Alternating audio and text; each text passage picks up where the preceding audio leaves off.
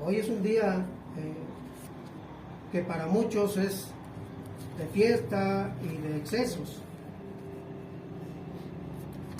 Pero delante de ti, Señor, es un día en el cual, poco más de 2000 años atrás, tu Hijo Jesucristo estaba a punto de culminar la misión que tú le encomendaste. Una misión en donde nosotros estábamos involucrados, la humanidad, porque tu amor por la humanidad deseaba salvarla, rescatarla, y a través de Cristo lo hiciste, Señor.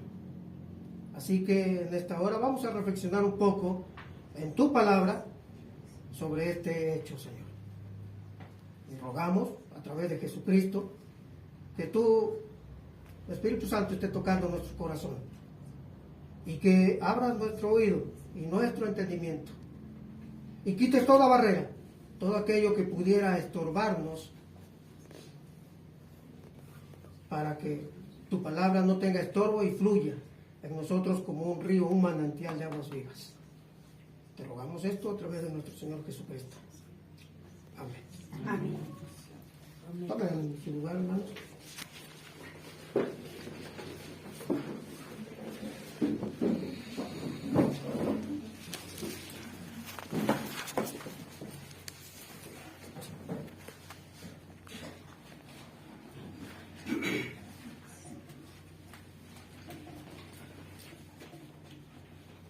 A Jesús lo probaron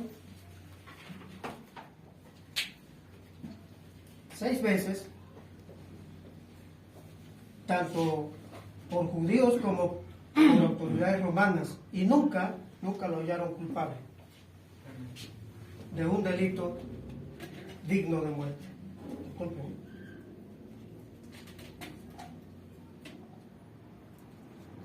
El día de ayer, poco más de 2000 años atrás, a Jesús lo arrestaron por la noche. Y de allí lo condujeron a la casa del sumo sacerdote. Y luego ante los ancianos. Posteriormente fue llevado al concilio, al Sanedrín judío. Y después ante Pilato. Pilato se lavó las manos porque era una papa muy caliente y lo envió a Herodes. Herodes se divirtió un poco, se burló de nuestro Señor Jesucristo y lo devolvió a Pilato.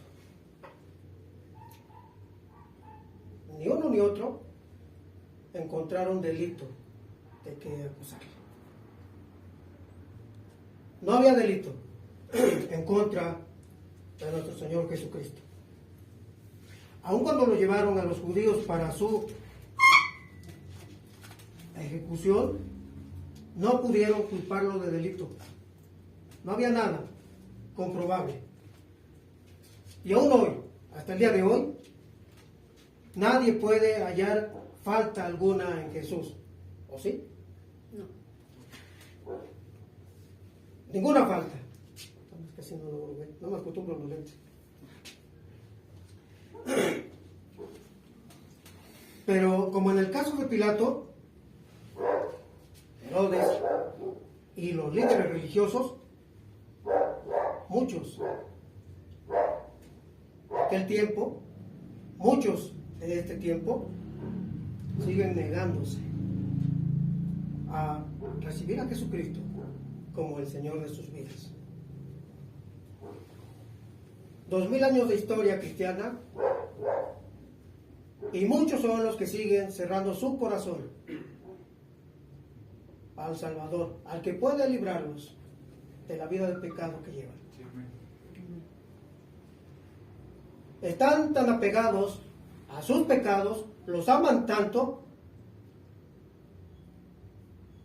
que no es posible recibir a Jesucristo.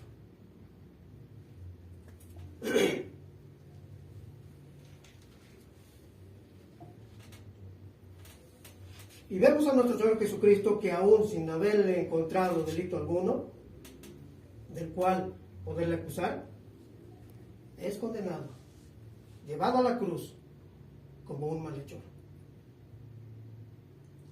Y como dice por ahí la lectura devocional que tuvimos en Isaías, no abrió su boca. Jesucristo guardó silencio y fue al matadero sin abrir su boca. La crucifixión se aplicaba por el delito de rebelión y solo a los esclavos y ciudadanos no romanos, a los enemigos políticos de Roma. Solo se aplicaba a los malhechores más peligrosos. En esa dimensión, eso es donde tenían a nuestro Señor Jesucristo como el peor de los malhechores. Al crucificar a Jesús, nuestro Señor moría como un rebelde o un esclavo y no como el rey que proclamaba ser. A Jesús le preguntaron, ¿eres tú el rey de los judíos? Y él dijo, tú lo dices.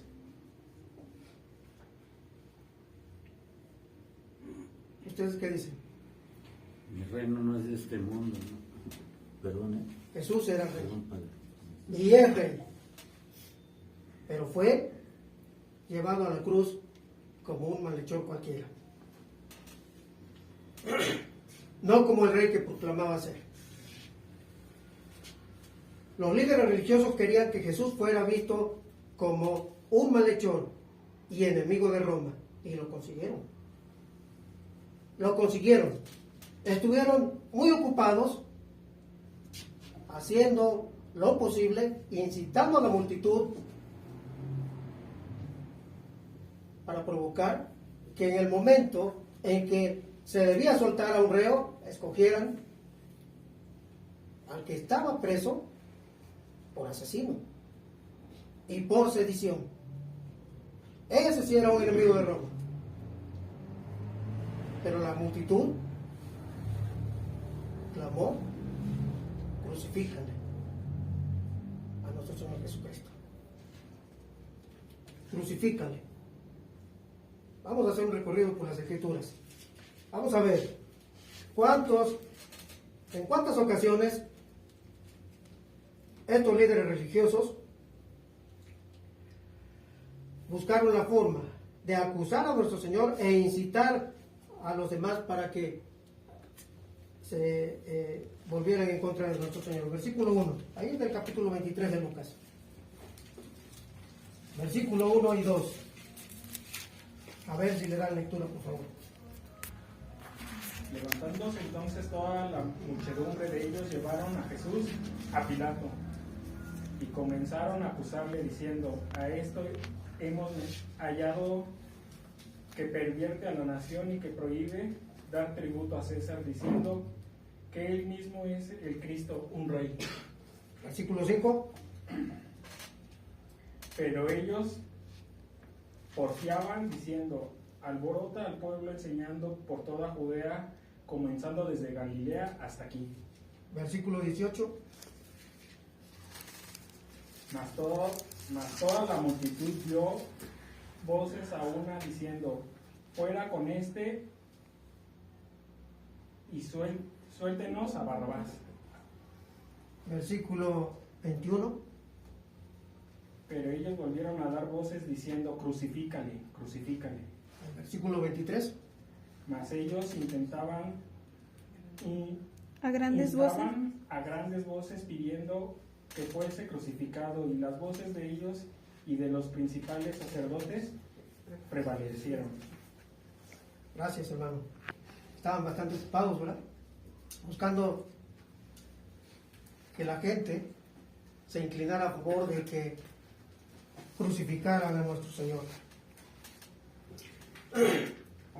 Al ser los romanos quienes le crucificaron, se les vería como los culpables de su muerte y no a ellos. También eran muy astutos. Querían que el pueblo no los señalara ni los culpara a ellos, que señalaran a los romanos. Palestina, los judíos, el pueblo de Israel, estaba bajo el dominio romano. Roma los gobernaba. Y para cualquier asunto como estos, de impartición de justicia, los judíos no podían hacerlos ellos, tenían que recurrir a los romanos. Ellos no podían crucificar a Cristo, pero los romanos sí, con las acusaciones que ellos inventaron en su contra. Quizás no somos como los líderes judíos, pero sí muy parecidos a los discípulos. Porque todos hemos menospreciado a Cristo en algún aspecto de nuestras vidas. En algún momento lo hemos menospreciado, lo hemos negado, lo hemos pisoteado. Como dice el escritor a los Hebreos, pisoteando la sangre del nuevo pacto, con la cual hemos sido santificados cuando pecamos. Ofendemos a nuestro Dios con nuestros pecados y negamos la cruz de Cristo.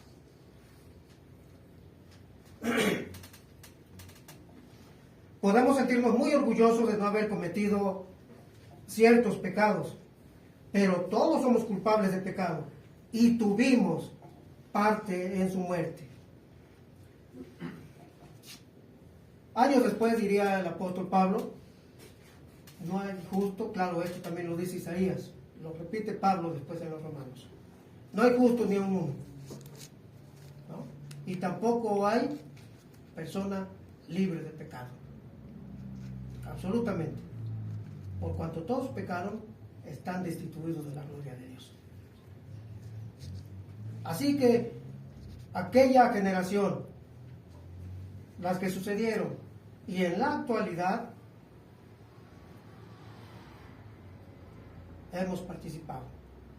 Allí estuvimos junto a la cruz, con la multitud, gritando, como aquellos, igual, crucifícale. Somos culpables lo mismo que ellos, aunque nos sintamos quizás muy satisfechos y muy tranquilos, y nuestra conciencia a lo mejor cauterizada ya por el pecado, ya no nos acusa. Dormimos plácidamente por las noches y al día siguiente seguimos practicando nuestras malas obras. Pero nuestros pecados y los de aquellos llevaron a este punto a nuestro Señor, a ser condenado y a llegar a la muerte como un malhechor. No nos expusemos señalando con el dedo a otras personas, cuyos pecados quizás se vean peores que los nuestros. Porque además eso es también algo que nos caracteriza, señalar a los demás.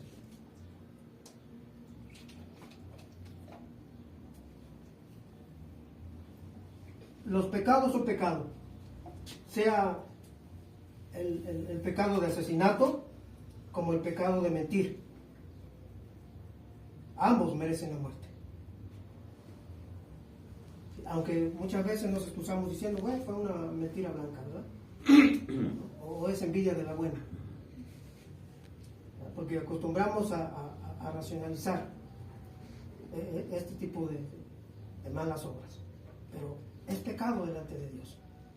Dios no ve pecado grande y pecado chico, todos son pecados.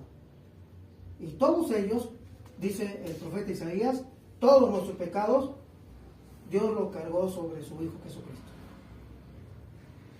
Fue una losa tremenda la que nuestro Señor tuvo que cargar. En el Antiguo Testamento, la forma de acercarse a Dios era a través de sacrificios de animales. Las personas llevaban el animal, lo presentaban al sacerdote y el sacerdote lo sacrificaba por el perdón del pecado, de los pecados de aquella persona. Una vida por otra. Pero en el Nuevo Testamento, el sistema de sacrificio cambió. Porque Dios está haciendo un nuevo trato con la humanidad.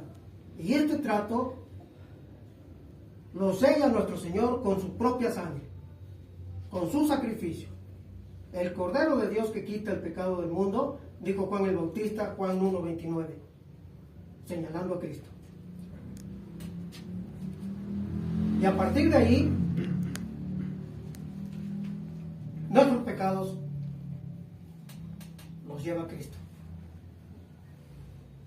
si los depositamos en Él. Porque si no, los lleva usted. Y usted los va a llevar durante toda su vida, si no acude a su Señor Salvador.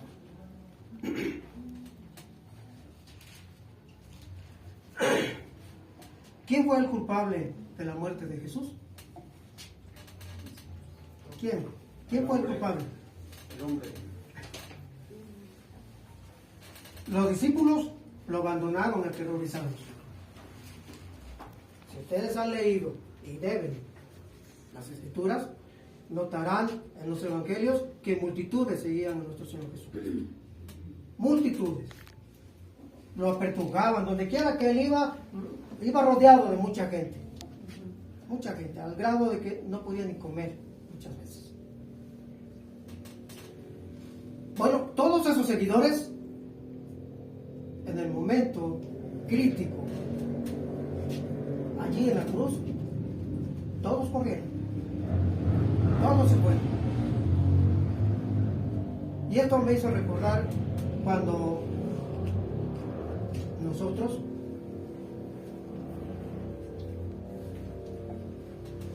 mientras no llega una dificultad en nuestras vidas y empezamos a caminar con Dios,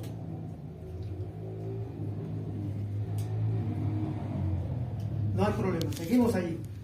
Pero en cuanto se presenta una dificultad, una prueba, un problema, y damos la media vuelta y le damos la espalda al Señor y nos vamos por nuestros propios caminos,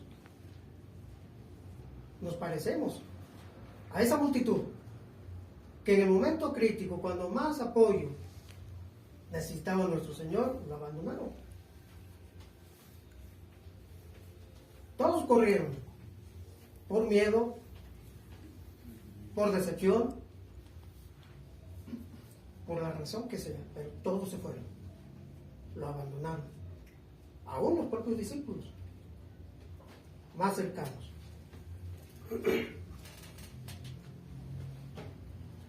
Pedro negó conocer a Jesús. Judas lo traicionó.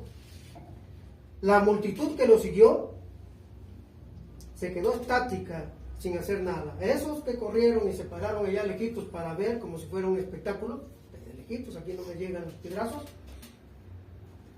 no hicieron nada, solo ver de lejos. Versículo 35. ¿Cómo dice? Por favor.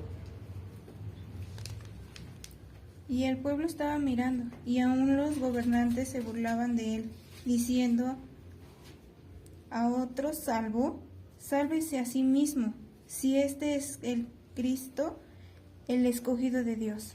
Gracias, hermana. Dice, y el pueblo estaba mirando. ¿Pero qué hizo? Mirar. ¿No? Sí estaba haciendo algo, ¿verdad? Mirar.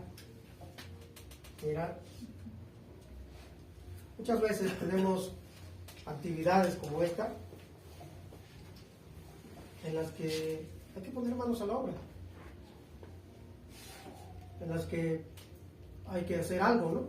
Algún trabajo en particular, y si estamos, nos quedamos mirando, ¿verdad? Y si no, salimos corriendo, porque no queremos participar, no queremos ser parte en la obra de nuestro Señor.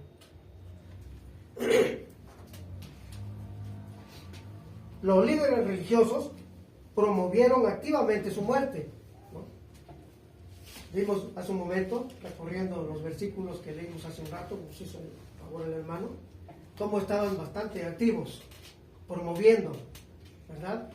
Controlando las masas. ¿Sí? Eso también me hizo recordar a las manifestaciones de hoy en día. esas que causan todo el caos vial allá en la Ciudad de México, ¿no? En las que un líder o lideresa convoca a las masas y provoca un desastre en las vialidades. ¿Sí?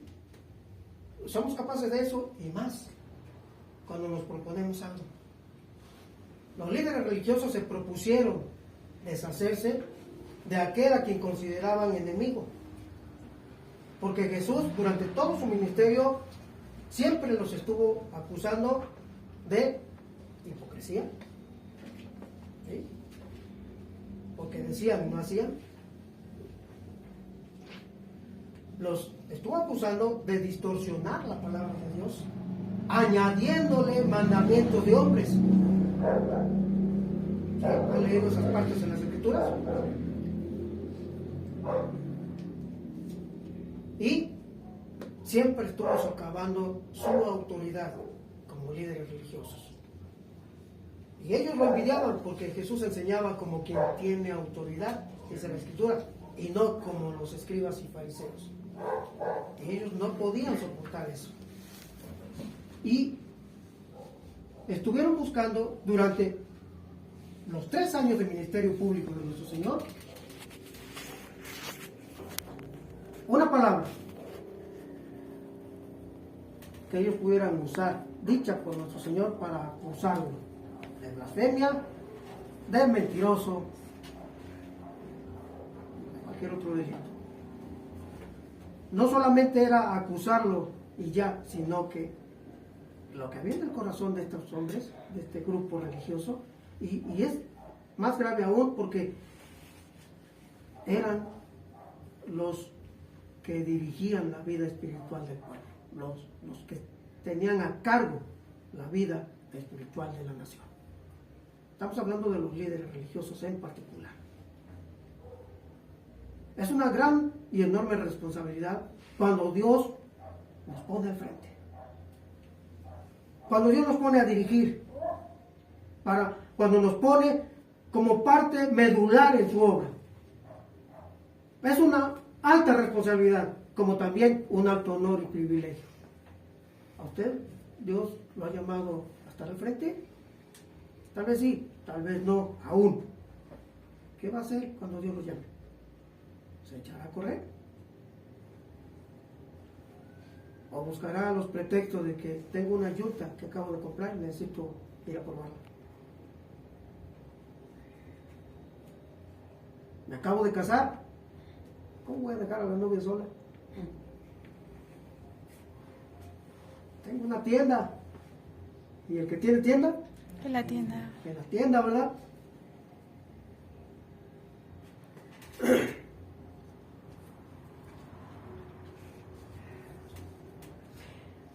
Los soldados romanos lo torturaron hasta el cansancio. ¿Han visto? Yo creo que sí. La Pasión de Cristo. Sí. Esa película. ¿Sí? Dirigida por Mel Gibson. Bueno, esa película no es, de hecho no es cristiana. ¿Sí? O sea, no es cristiana en el sentido en que no está realizada por cristianos. Pero lo que nos puede ilustrar allí, y eso es lo que al menos yo veo en esa película, es la enorme crueldad de los soldados romanos azotando al personaje que representa a Cristo allí en esa escena. ¿Sí lo han notado? Nuestro Señor queda desfigurado totalmente. Y aún así se queda corta esa película. Los azotes que infligieron a nuestro Señor, ¿sí? Los puñetazos, todo el castigo físico que tuvieron sobre él, dejaron a nuestro Señor desfigurado, lo dice el profeta Isaías 53, irreconocible, lo veremos pero sin atractivo, irreconocible, al grado tal que quedó tan débil que lo tuvieron que ayudar con la cruz hacia el Gólgota. Simón de Cirene por ahí venía del campo, y enseguida le echaron mano y le echaron la cruz encima, porque nuestro Señor ya no podía con la cruz. Los condenados tenían que cargar ellos mismos su cruz, y era un largo camino. Pero nuestro Señor, ahora sí que se pasaron de la raya con él. Fue muy feo eso. Y le estoy dando un poquito de énfasis, porque tomamos muy a la ligera los sufrimientos de Cristo. Nos da igual pecar como si estuviéramos comiendo una botanita. No valoramos el sufrimiento que tuvo que soportar nuestro Señor para lograr su salvación. Nuestra salvación la logró, la alcanzó nuestro Señor a costa de mucho dolor.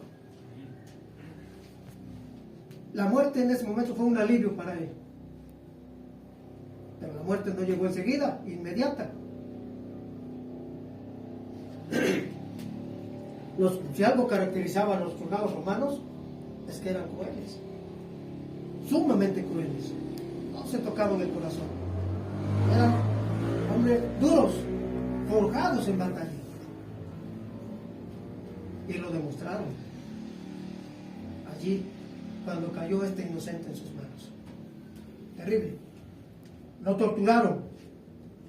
Y no solo lo torturaron, también fue su juguete. Se burlaban de él, dice la Escritura. Versículo 36. ¿Cómo dice, por favor? Los soldados también le escarnecían, acercándose y presentándole vinagre. Le escarnecían, le maltrataban y se burlaban de él.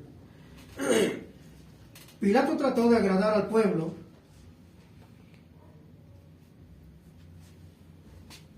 evadiendo, como gobernador que era, su responsabilidad de impartir justicia. Todos los versículos del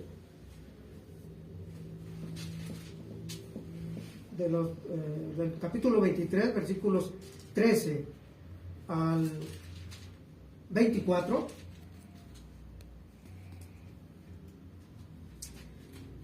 son varios versículos, pero lo voy a leer, pongan atención. Estamos en el capítulo 23, no se salgan de ahí porque ahí continuaremos. El Evangelio de Lucas, versículo 13 al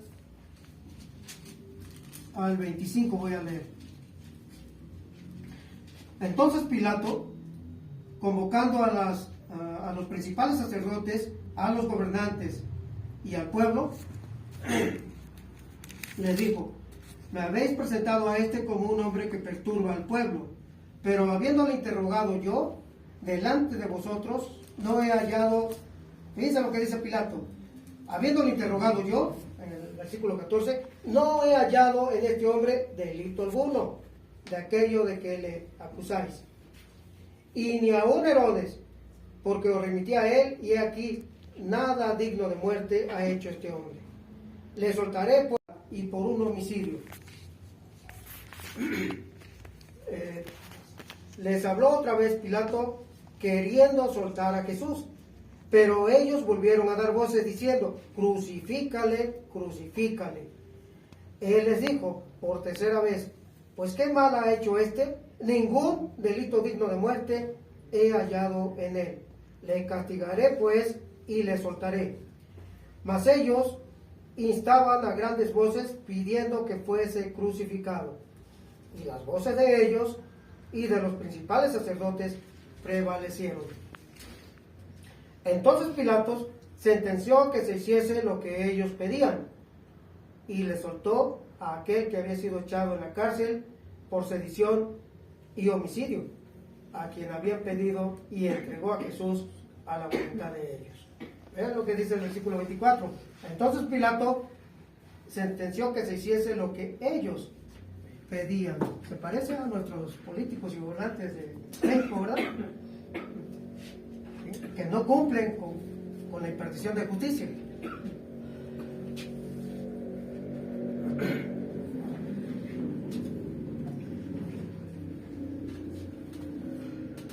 hecho usted si hubiera estado ahí? ¿Cuál hubiera sido su reacción? ¿Cuál? Podemos fácilmente enojarnos con el Sanedrín, el concilio judío, con los gobernadores romanos por condenar a Jesús. Fácilmente podemos enojarnos con ellos. Pero Pedro y el resto de los discípulos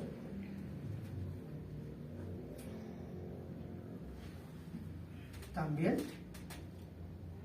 lo abandonaron. ¿Qué hubiéramos hecho nosotros? Hubiésemos sido diferentes.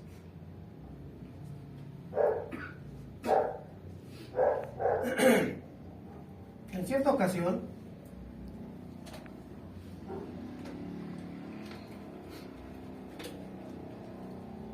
Jacobo y Juan, hijos de Zebedeo, no lo busquen, pero esto está en el Evangelio de Marcos capítulo 10, versículos 35 al 39. En cierta ocasión ellos se acercaron a Jesús con una petición.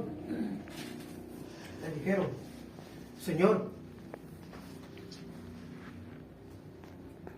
queremos que nos asignes un lugar a tu derecha y a tu izquierda en tu reino.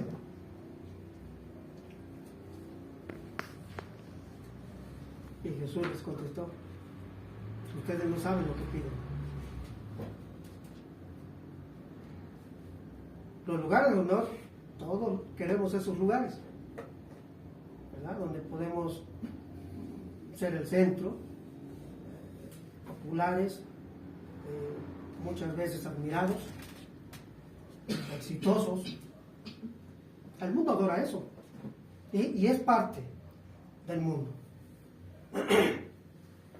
Por eso también los discípulos en otra ocasión iban discutiendo sobre quién sería el mayor, ¿no?, en el reino de los cielos. Y Jesús se dio cuenta de ese debate que llevaban ellos ahí a sus espaldas. ¿Quieres ser el mayor? ¿Qué le dijo? ¿Alguien sabe qué contestó Cristo? ¿Qué necesitamos para ser el mayor, el más grande en el reino de los cielos? Ser el menor.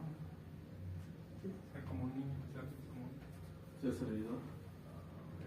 Gracias, hermano, ¿sí? Ser servidor. ¿Cuántos somos servidores aquí? Mejor no levanten las manos. ¿Sí? ¿Quieres ser grande? ¿Qué tenemos que hacer, hermano? Servidor, ser servidores. Así es. Estos hijos de Zebedeo querían estar allí. Pues ¿quién no? Yo también quiero ser brazo derecho del Señor. ¿Usted no? Amén. Gloria a Dios. Amén, ¿no? Amén. ¿Sí? Pero ¿saben qué? En este momento de la historia había dos, uno a la derecha y otro a la izquierda. Lo leímos en este capítulo. ¿Sí se lo grabaron? ¿No se lo grabaron?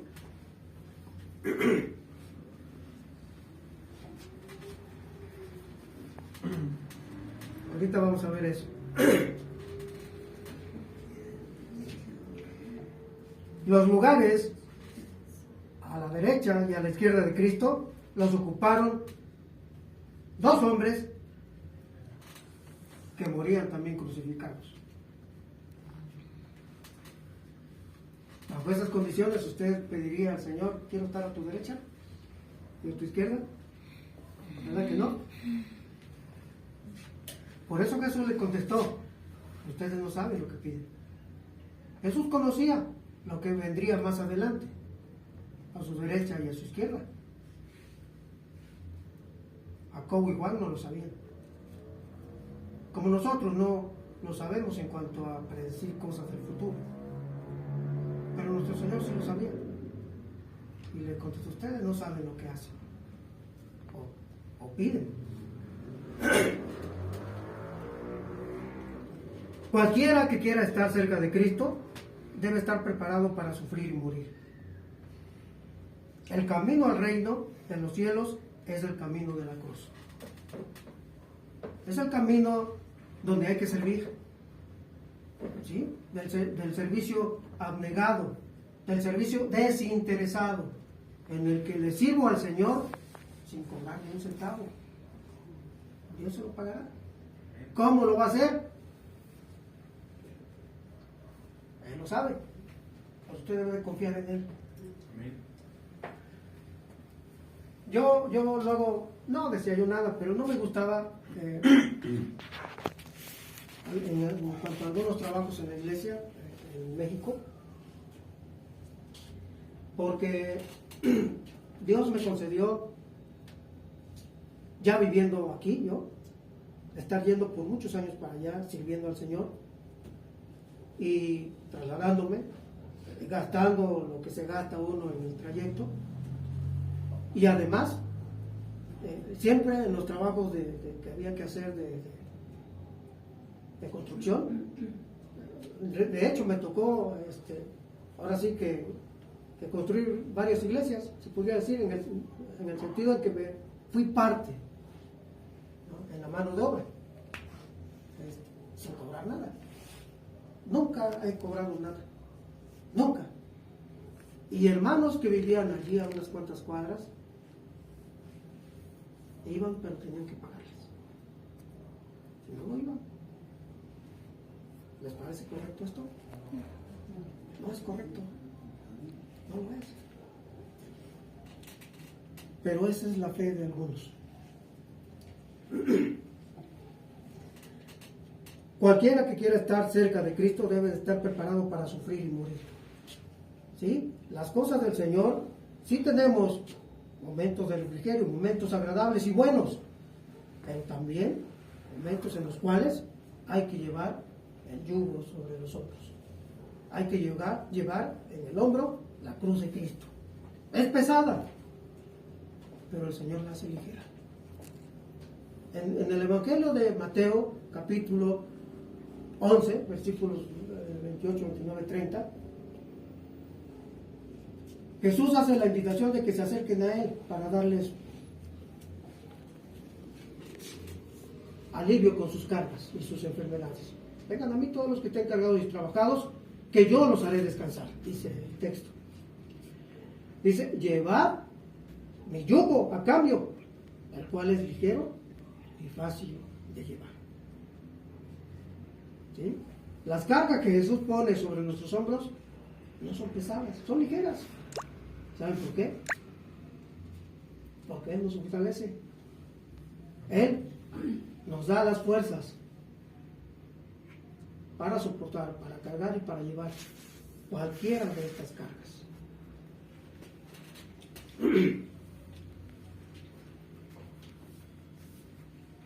El camino hacia el reino de los cielos, el caminar con nuestro Señor Jesucristo, acostumbra. Es el camino de la cruz. El que no toma su cruz y me sigue, dijo el Señor, no es digno de mí. Finalmente, punto número 3.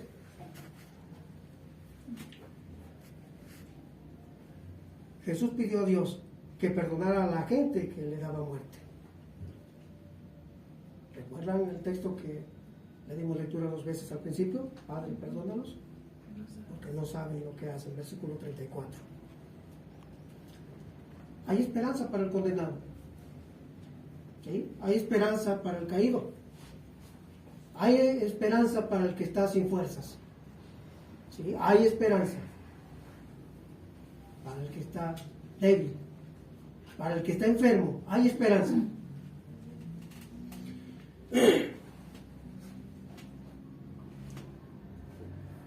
Tuvieron su oportunidad, pero la esperanza estaba al alcance de ellos, los líderes religiosos, los políticos romanos, los soldados y todos los espectadores, todo ese pueblo que a lo lejos veía, porque Dios contestó esa oración que Cristo dijo, Padre, perdónalos porque no saben lo que hacen. Dios contestó esa oración al abrir el camino de salvación. Aún los asesinos de Jesús. Nosotros que estamos tan acostumbrados a que me la haces y me la pagas, ¿no? Porque esa es la forma de tomar nuestros asuntos y de darle solución, ¿no? Hoy vemos por todas partes que la gente se pelea por nada. Por nada. Un reclamo y luego la respuesta es agresiva. Y ya es un pleito declarado.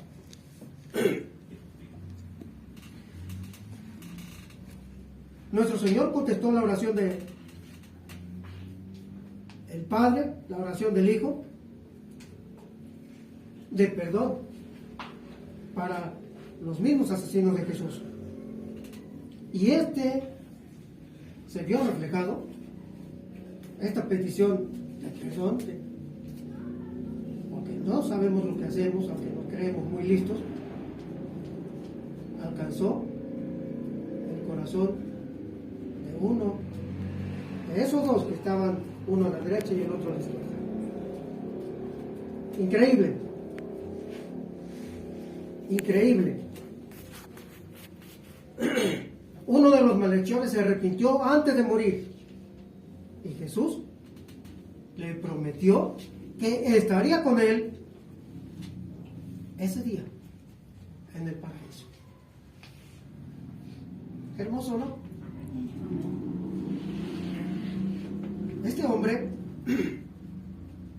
yo utilicé ahorita el adjetivo increíble porque a mí me lo parece. Cristo en una cruz, clavado.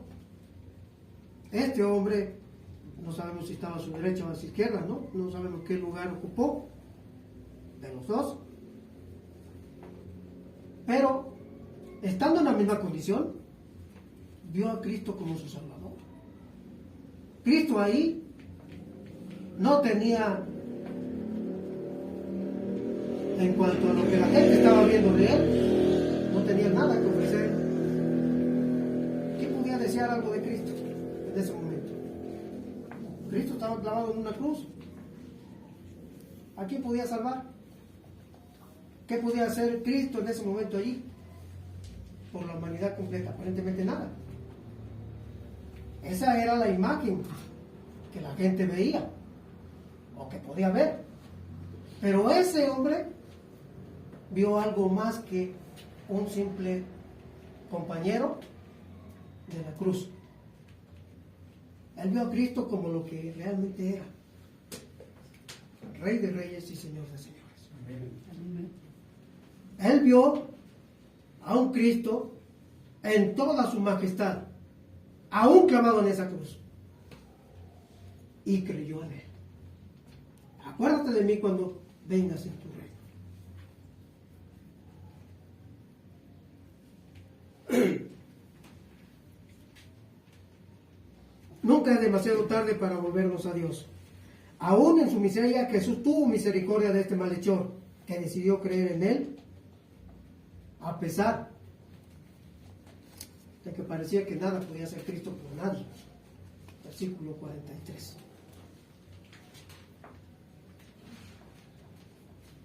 Tuvo más fe este hombre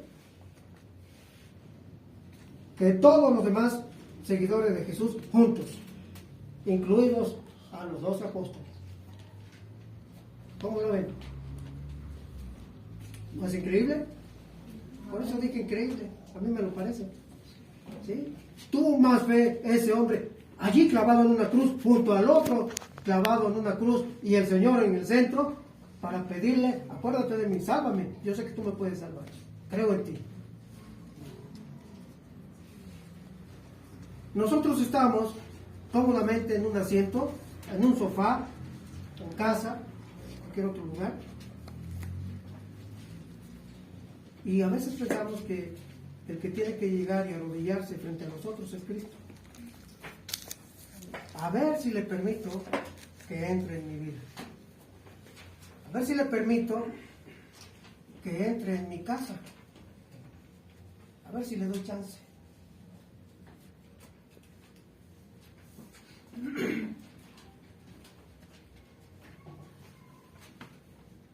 se volvió hacia Jesús en busca de perdón. ¿Y qué pasó? Cristo lo aceptó. Cristo lo aceptó. Esto demuestra que nuestras obras no nos salvan, pero nuestra fe en Cristo sí.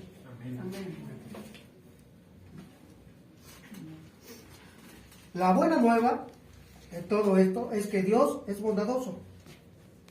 Nos perdonará y nos dará una nueva vida a través de su Hijo. Incluso, aún a los que se arrepienten casi al final de sus vidas, estarán con Dios en su paraíso. Pero no espere hasta el final. Hoy es el día. ¿Verdad? Hoy es el día en que podemos, si no lo ha hecho, permitir que Cristo entre en su vida. Él llegó a ese lugar del Gólgota con una misión encomendada por el Padre Celestial. Y no descansó hasta culminar con la misión encomendada. Hasta decir, consumado es. La obra que me diste para salvar a la humanidad está concluida, terminada. Cristo lo alcanzó, porque su amor por usted, su amor por mí, es muy grande. Y no escatimó su propio sufrimiento para lograr una salvación tan grande. Cuídelo si usted ya la tiene. Amén. Y si no la tiene, ¿qué espera? ¿Qué está usted esperando? Reciba a Cristo en su corazón. Hágalo, porque a lo mejor al rato o mañana ya es muy tarde, porque la vida no la tenemos comprada. La vida está en las manos de Dios, y Él la da y Él la quita cuando Él quiere, no cuando nosotros. Oremos. Padre, te damos muchas gracias. Bendito seas, porque podríamos decir que no tuviste misericordia de tu Hijo, debido a todo ese martirio que Él tuvo que soportar en sí mismo, por la crueldad de quienes lo azotaron, de quienes lo maltrataron. Pareciera que no tuviste misericordia de Él, por sí tener misericordia de cada uno de nosotros. ¿Cómo no alabarte? ¿Cómo no bendecirte? ¿Cómo no darte honor y gloria a ti y darte las gracias? Porque perdidos estábamos y tú nos encontraste. Límpianos de todo pecado, Señor, porque con la sangre de Cristo, esa sangre que Él derramó en la cruz, esa sangre es mejor que cualquier jabón y cualquier detergente. Quita todas las manchas que el pecado deja en nuestras vidas, en nuestro corazón y en nuestras conciencias. Límpianos, Señor. Si hemos sido de esos creyentes tibios, de esos creyentes que no temen tu nombre, esos creyentes que le da lo mismo salir y emborracharse, salir y hacer una tranza, salir y echarse su garrojo de marihuana, salir y hacer cosas que tú nos has dicho que no hagamos y que son una ofensa para los sufrimientos de Cristo. Con ellos, Señor, lastimamos. Con ello, oh Dios eterno, ciertamente ofendemos tu santo nombre. Perdónanos. Perdónanos, Señor, límpianos de todo eso. Si no hemos podido abandonar alguna de estas prácticas malas, es porque no hemos querido, porque en ti hay poder. En ti hay poder no solamente para perdonar pecados, sino también para hacer nuevas todas las cosas. El que está en Cristo, nueva criatura es, dice la Escritura. Todas las cosas son hechas nuevas. Debemos decir, como el apóstol Pablo, allá en Filipenses 3, 13 y 14, prosigo a la meta, olvidando lo que queda atrás y metiendo lo que está por delante. Prosigo a la meta, al premio del supremo llamamiento de Dios en Cristo Jesús, Señor nuestro. Límpianos, Padre Celestial, porque hace poco más de 2000 años nuestro Señor Jesucristo pagó por nuestros pecados. ¿Cómo volveremos otra vez a la vida del pecado si ya hemos venido para que tú nos hagas y nos purifiques y nos des vestiduras blancas, resplandecientes? ¿Cómo hacer como ese proverbio de que la puerca lavada vuelve al lodo y el perro vuelve a su vómito? Ayúdanos, Señor, a rechazar toda tentación y todo aquello que no provenga de ti. Porque tú eres Dios allá arriba en los cielos y eres Dios aquí abajo en la tierra, y ahora eres Dios en mi vida. Bendito seas por los siglos de los siglos. Gloria sea a tu santo nombre, en el nombre precioso de Jesús. Muchas gracias. Gracias por esta salvación tan grande. Amén. Amén.